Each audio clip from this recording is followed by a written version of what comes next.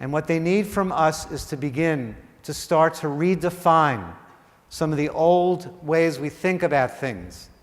And I'll focus just on redefining the thing that will make parents, will help them feel much stronger, much more confident, and much more effective in what they do. In an umbrella concept, they need, these post-boomer kids, they need for their families and for them to be held. They will need what I call attuned hierarchy.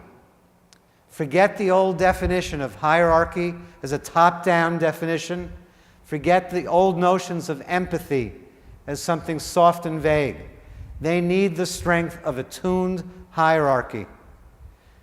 And by that, I mean specifically, by empathy, I don't mean a soft, fuzzy, how does that make you feel, boomer kind of empathy.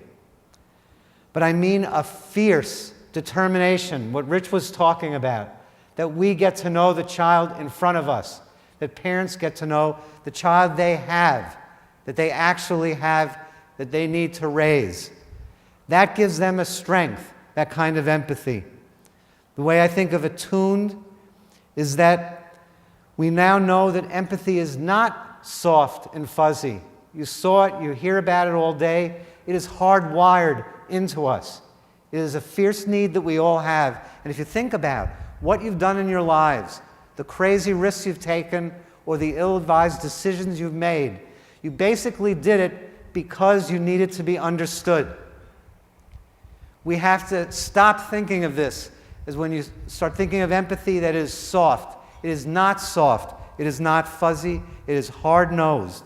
By empathy, I also mean that we redefine it to mean reciprocal empathy. Parents have become two-dimensional stick figures. Their realities when their kids show up in treatment don't count. I don't think about that anymore. Part of attuned hierarchy is that we help parents to become three-dimensional human beings to their kids.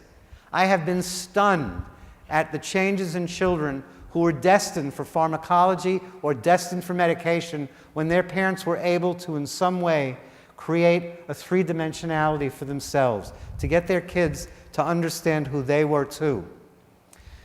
By empathy, I mean understanding a child's conversational style.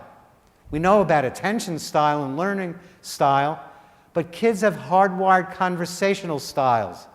And instead of fighting them, we need to help parents to go with them, to recognize them, and to be able to listen in the ways that kids naturally open up.